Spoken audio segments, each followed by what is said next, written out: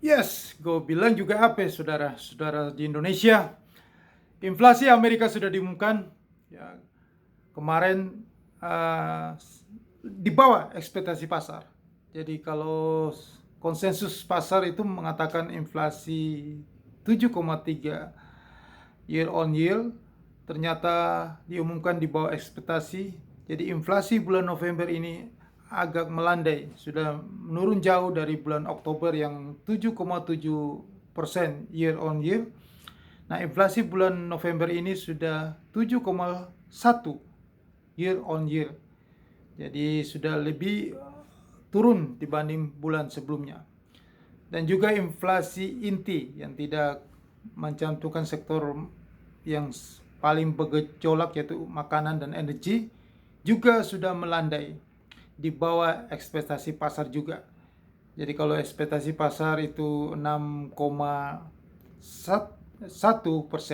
ya sekarang inflasi itu sudah 6%, ya. Inflasi bulan November ini sudah 6%, ya. Lebih rendah dari bulan Oktober yaitu 6,3%. Nah, ini menunjukkan bahwa katanya begitu, ya, uh, sudah agak membaik ekonomi, tetapi ini adalah menuju ke resesi. Ya. Inflasi yang menurun ini itu tanda-tandanya bahwa ekonomi Amerika itu menuju ke resesi. Jadi jika kalau inflasi itu makin tinggi, maka ekonomi Amerika itu sedang lagi panas-panasnya. Nah, inflasi sudah melandai ini dengan nanti pada besok, jadi Kamis pagi waktu Indonesia bagian barat, ada komite pasar terbuka ya, jadi Federal Open Market Community, pertemuan yang akan menentukan naiknya suku bunga Amerika Serikat. Jadi suku bunga Federal Fund Rate akan naik lagi. Jadi naik lagi itu sudah dipastikan sebesar 50 basis point. Jadi suku bunga Amerika Serikat nanti menjadi 4,50%. Nah, di saat kondisi suku bunga yang tinggi ini, maka resesi kembali terjadi nanti sampai di akhir kuartal 1 2023. Jadi mulai besok hari tanggal 15. Karena setelah besok hari tanggal 15 itu ada peristiwa besar yang namanya Super Tuesday, di mana pada saat itu Amerika Serikat menaikkan Federal Fund Rate-nya, suku bunganya. Bank Sentral Eropa juga menaikkan suku bunganya. Bank of England juga akan menaikkan suku bunganya, dan bank-bank di seluruh dunia akan menaikkan suku bunga terakhir di tahun 2022 ini, itu di hari Kamis nanti. Ya, namanya Super Tuesday. Jadi hari peristiwa yang paling penting di akhir tahun 2022 ini. Nah, ini perlu dicermati dengan tingkat suku bunga nanti yang dinaikkan oleh beberapa negara di dunia, semua negara-negara maju di Eropa, ya, Uni Eropa, Inggris, ya, Amerika dan Jepang dan lain-lain, itu membuat dunia ini memasuki resesi. Jadi kalau dikatakan tidak terjadi resesi, ini tandanya di Super Tuesday besok, maka dunia akan hari Kamis besok tanggal 15 akan bursa saham global, indeks dolar akan menaik, maka saham global akan jatuh, pasar keuangan dunia akan jatuh mulai tanggal 15 sampai Maret 2023, seperti yang sudah saya utarakan di konten di video saya sebelumnya, ya, tentang kejadian market crash di akhir tahun 2022 sampai akhir kuartal pertama 2023. Jadi Anda bisa saksikan nanti hal itu akan terjadi, ya. Itu pasti terjadi karena itulah kondisi dunia yang harus terjadi seperti itu. Dan dampaknya ke kita Indonesia ya sudah pasti. Kalau resesi itu sudah pasti mempengaruhi ekspor kita yang menurun. Seperti di konten saya juga sudah sering berulang kali saya selalu membuat video tentang pemutusan hubungan kerja, PHK yang terjadi banyak sekali di seluruh dunia dan akan melanda ke negara kita Indonesia. Nah, teristimewa yang paling terdampak itu, yang sudah terdampak ya, dan akan terdampak lagi terus di tahun-tahun 2023 sampai jumlah PHK itu mencapai 500.000 karyawan, itu hanya khusus di tekstil dan produk tekstil itu ya. PHK yang terjadi di industri tekstil itu ya. Sekarang ini sudah lebih dari 100.000 orang yang dirumahkan. Mereka tidak PHK tapi mereka merumahkan. Ya karena mereka tidak mau membayar pesangonnya, jadi dengan cara dirumahkan itu sama aja secara halus itu sudah di PHK. Ada lebih dari 100.000 orang. Itu baru pabrik yang skala menengah besar ya. Belum dihitung dari pabrik yang skala kecil sampai ya seperti usaha mikro kecil menengah, penjahit dan lain-lain. Itu lebih dari itu, bahkan bisa terjadi lebih dari 100.000 orang. Nah ini karena apa? Karena ya kondisi tekstil ya, perusahaan-perusahaan tekstil, pabrik tekstil di dalam negeri itu sudah tidak bisa lagi ya berproduksi, berbuat banyak lagi ya. Karena apa? Anjloknya nilai ekspor. Nilai ekspor itu anjlok. Volume permintaan ekspor itu menurun. Karena negara-negara Uni Eropa, Amerika Serikat itu sudah masuk ke resesi, inflasi yang tinggi, kondisi mereka berhemat, permintaan menurun ya. Nah, tapi di sini pejabat-pejabat kita itu masih tidak percaya akan hal itu. Selalu mengatakan bahwa ekspor nilainya meningkat. Memang kalau kita bicara di sini, ekspor itu nilainya meningkat. Meningkat karena harga bahan baku. Secara logika harga bahan baku untuk produksi tekstil itu juga naik. Jadi otomatis mempengaruhi harga. Jadi yang naik itu adalah harganya. Tetapi nilai ekspornya menurun. Volume ekspornya menurun. Jadi misalnya kalau dulu ekspornya 1.000, nilainya permintaannya 1.000 ya, 1.000 unit ya, berarti harganya 100 juta. Sekarang harganya naik, bukan 100 juta, 150 juta. Tetapi permintaannya jadi menurun. Volume barangnya yang tadi 100 unit dengan nilai 100 juta, sekarang nilainya 150 juta, tetapi unitnya menurun jadi 50. Jadi dengan kenaikan itu, tapi tidak memberikan hasil apa-apa untuk pabrik-pabrik tekstil ini. Karena angka permintaannya berkurang, nilainya naik karena memang harga barang naik. Nilai saja yang naik. Nah, disinilah pejabat-pejabat tidak mengerti sampai di situ. Mereka selalu mengatakan nilai ekspor naik, tetapi tidak menghasilkan apa-apa untuk perusahaan-perusahaan tekstil maupun perusahaan-perusahaan yang lain seperti ekspor batu bara, ekspor energi yang lain-lain pun seperti itu. Sama saja ekspor-ekspor yang lain begitu. Nilainya saja meningkat tetapi tidak menghasilkan apa-apa buat perusahaannya. Itulah yang terjadi. Dan bukan hanya di Indonesia, di seluruh dunia fenomena itu terjadi. Dan kalau kita lihat di tekstil saja, ya, banyak negara-negara ya seperti seperti China, Vietnam, Bangladesh, mereka juga mengalami penurunan ekspor juga.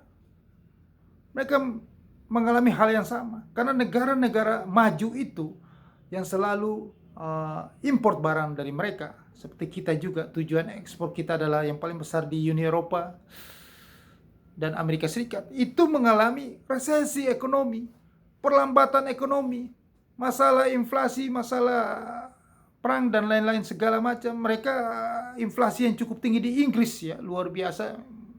Kuartal terakhir ini sampai kuartal pertama 2023 akan terjadi resesi besar.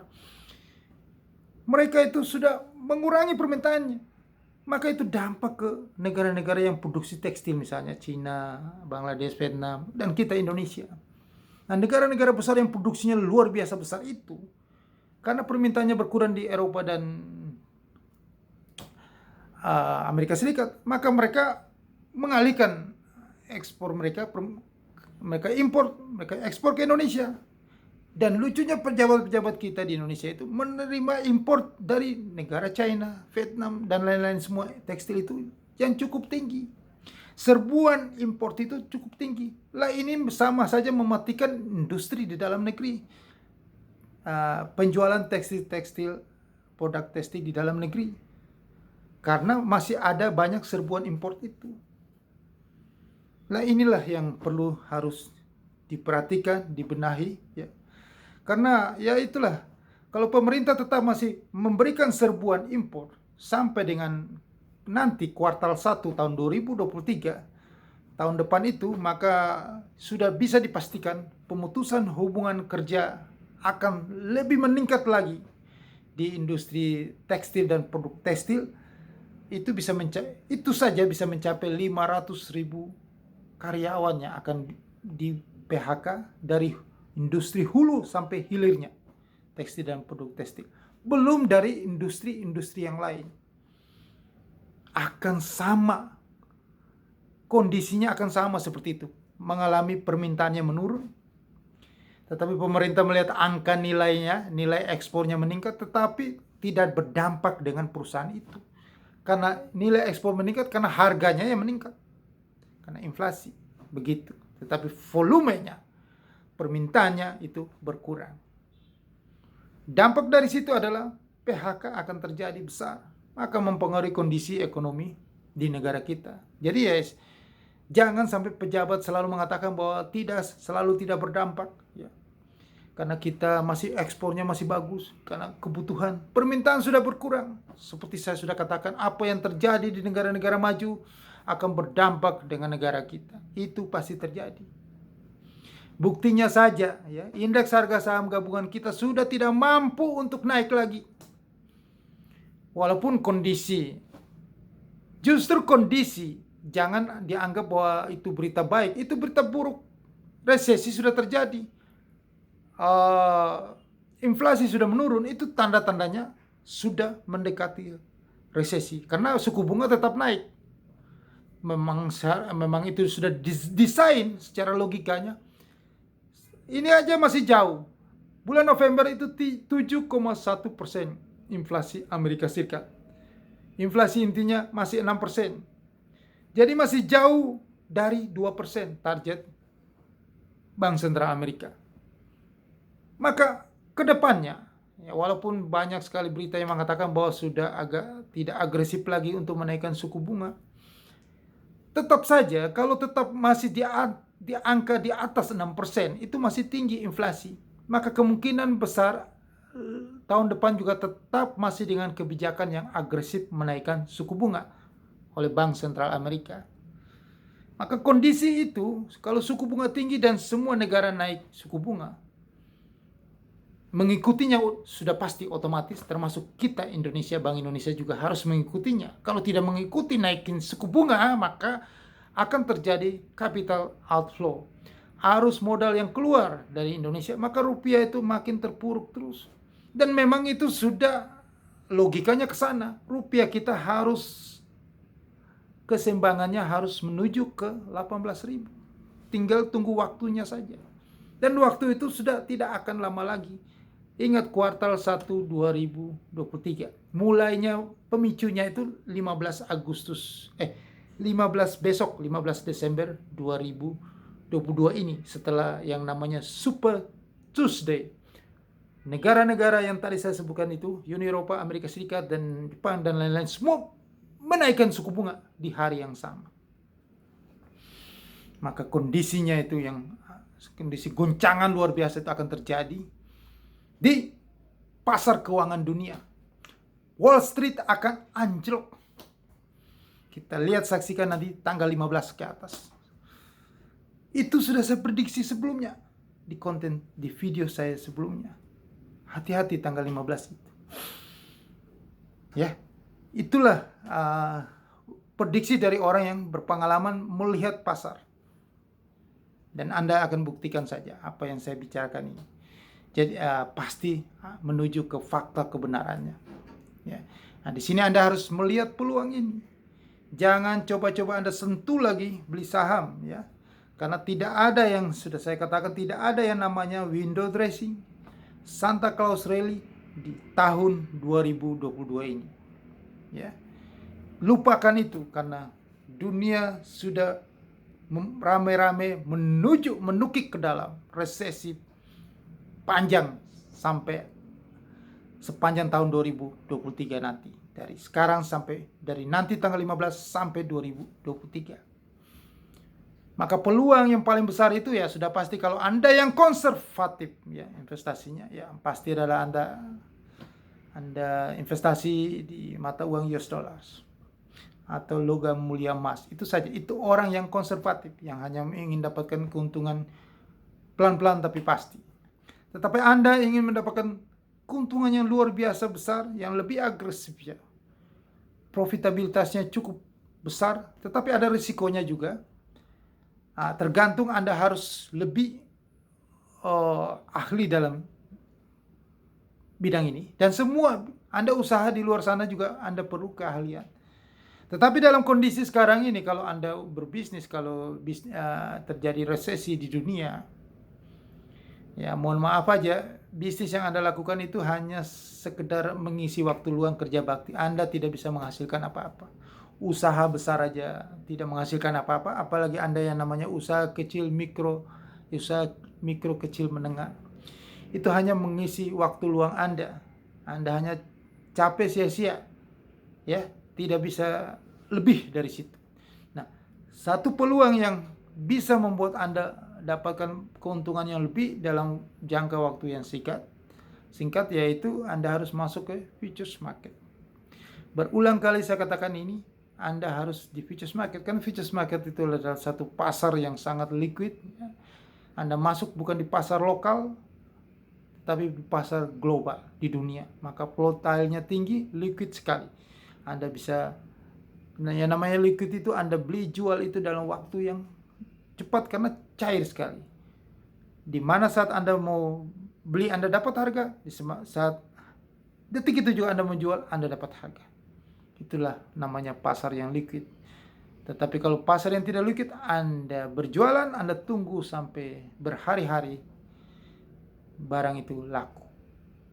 Tergantung Anda pilih yang mana. Kalau apa yang saya katakan ini Anda beranggap itu resiko bagi Anda lebih suka yang berbisnis saja, Anda duduk tunggu pelanggan di saat kondisi resesi ekonomi menurun ini, yang tak menentu ekonomi ini, atau Anda lebih percaya untuk Anda trading saham, silakan saja. Karena hati-hati kalau market crash, Anda nyantol di harga atas. Buktinya orang yang keras kepala ngotot membeli saham GoTo, sekarang meratap tangis menunggu harga GoTo itu bertahan di harga 50 selamanya sampai 6 bulan ke depan. Mau seperti itu? Ya silakan saja. Peluang, kesempatan, keputusan di tangan Anda. Tetapi kalau Anda ingin yang seperti yang saya katakan, bahwa Anda bisa masuk ke dalam pasar yang sangat liquid, fleksibel, dua arah. Saat kondisi baik Anda dapatkan profit, di saat kondisi tidak menentu ini, Anda justru mendapatkan lebih dari situ profitnya. Nah, Anda email saya. Saya sudah sediakan email saya di bawah kolom deskripsi. Di bawah ini ada email saya. Anda email saya akan jelasin kepada Anda panjang lebar detail waktu yang lama supaya Anda paham betul dan Anda bisa dapatkan peluang itu. Dan satu lagi, kalau Anda sudah trading di futures market, tapi ingat bahwa sudah berkali-kali saya katakan bahwa ini adalah kondisi kekeringan likuiditas. Ini adalah kondisi tahun-tahun masa-masa yang gawat. Maka bukan hanya Anda yang butuh likuiditas, perusahaan-perusahaan yang kagak jelas itu, broker-broker yang sama sekali tidak berizin, tidak terregulasi dengan otoritas negara ini, pemerintah ini, yaitu Badan Pengawasan Perdagangan Berjangka Komoditi, itu perusahaan yang kagak jelas. Bapepti, ya, Badan Pengawasan Perdagangan Berjangka Komoditi sudah menghimbau, jika Anda transaksi di broker-broker kagak jelas itu, mereka angkat tangan, tidak mau karena tidak ada urusan, ya. Mereka sudah katakan bahwa Anda harus dibawa naungan Bapepti supaya Anda dilindungi, Anda diawasi. Tetapi kalau Anda tetap ngotot di sana, ya itu urusan Anda, angkat tangan Bapepti. Ya kalau Anda mau seperti itu, silakan saja. Semua keputusan di tangan Anda. Tetapi kalau Anda ingin aman, jangan sampai pada saat nantinya, menurut pengalaman yang saya alami dulu-dulu, Anda akan sulit dalam masalah penarikan dana. Di saat Anda profit yang besar, Anda mau penarikan dana atau withdraw, mereka akan mempersulit Anda dan ya, kemungkinan tidak bisa Anda withdraw kalau dalam jumlah besar. Ingat, itu sering terjadi. Kenapa saya katakan ini? Karena ini sering terjadi. Tetapi mudah-mudahan itu tidak terjadi. Tetapi Anda harus hati-hati, ya. Anda harus bijak di sini. Karena pengalaman selalu terulang terus. Tidak ada hal yang baru dalam dunia ini. Yang terjadi hanya pengulangan sejarah. Jadi kalau apa yang saya katakan ini akan terjadi. Karena sejarah itu selalu berulang terus. Anda akan sulit di withdraw penarikan dana. Karena memang perusahaan yang tidak berizin itu memang tujuannya adalah, terakhir adalah scam. Itu saja. Kalau mereka perusahaan yang benar, mereka harus berizin dengan otoritas pengawasan di dalam negeri ini, negara kita. Tapi kalau mereka tidak mau izin, berarti tujuannya adalah scam. Logika harus Anda pakai di sini. Oke, mudah-mudahan itu tidak terjadi. Terserah Anda semuanya, keputusan di tangan Anda. Saya di sini hanya menghimbau, memberi edukasi, menolong Anda supaya Anda selamat. Oke, jangan lupa subscribe channel YouTube ini yang luar biasa ini, yang sangat membantu Anda, memberi keselamatan kepada Anda, membawa Anda menambah dompet kantong Anda tebal. Subscribe channel YouTube ini, hanya Anda cukup subscribe channel YouTube ini dan tekan loncengnya. Dan sebarkan kepada semua orang. Oh ya, tadi link broker Bapepti saya sediakan di kolom deskripsi di bawah ini. Supaya Anda selamat, Anda harus join dengan link broker Bapepti di bawah kolom deskripsi di bawah video ini. Sukses untuk Anda.